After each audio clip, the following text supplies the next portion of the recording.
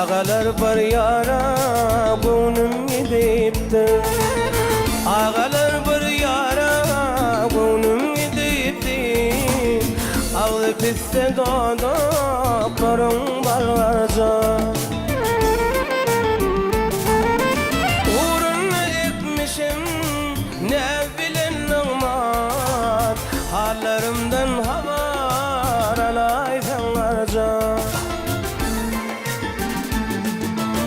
Vakad yürüyüşlü, ördük bakışlı, kanarlık gülene cana yokuşlu. Heykel keseceği, boynun ağaçlı, hallarımdan haber alaysan arca.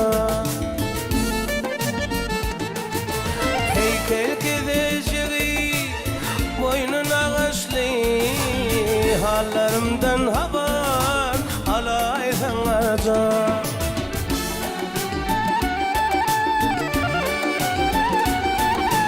Aramıza düştü dağ bilindini, görüp yetip olma taş bol yayımı.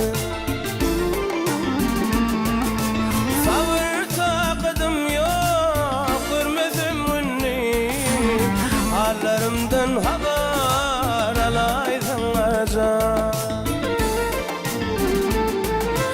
Men bilmedim ağlanıktan yetirden, gelip ölüm yeme de var içerden.